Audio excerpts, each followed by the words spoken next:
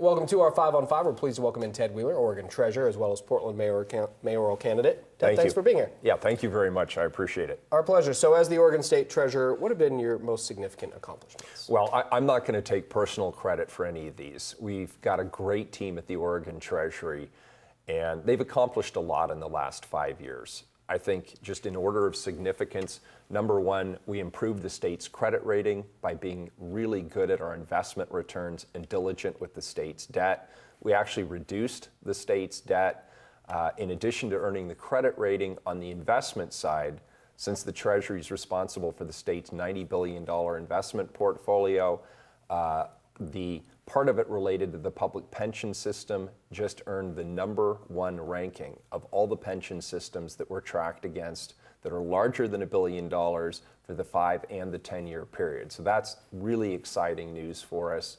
We relaunched the college savings program, and it was recently ranked in the top 3 nationally. We're excited about that.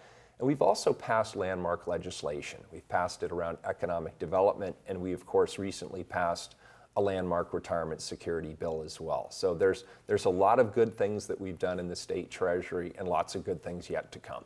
What would you say was your hardest obstacle in that office? The hardest obstacle is, on one hand, competing for returns and competing for performance in the private sector. You know, we're out there with a global, diversified, large investment portfolio, and we're competing against Wall Street, we're competing against London, we're competing against Germany and everywhere else.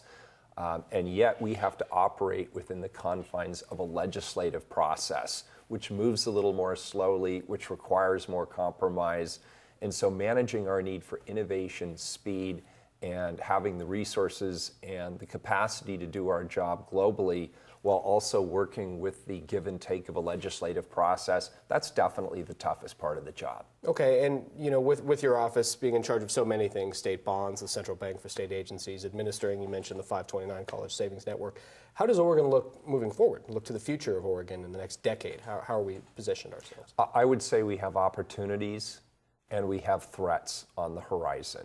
First, on the opportunity side, our state's economy is booming. It's becoming more diversified. We're well positioned on the Pacific Rim to take advantage of the growing strength of Asian markets. And we're also seeing that we have a lot of good workforce capacity in our state. On the threat side, I think there's a question as to whether or not the skill set that people have here will be in alignment with what employers need in an increasingly skills-based economy. I'm concerned about our capacity around healthcare, around manufacturing, around building trades, whether people will have access to the kinds of skills employers want. I'm also concerned about some of the state's financial underpinnings. We should be concerned about the state of the public employee pension system and its impact on school districts and municipal and county governments. We should be concerned about potential long-term liabilities around our health arrangements, our health plans, and of course we always have to prepare for the likelihood that we'll enter a recessionary cycle. What goes up often comes down, and I'm making sure that our investments are actually well positioned to manage the risk of the downside as well. We don't only manage for upside returns, we also are really concerned about risk management and how to mitigate down markets.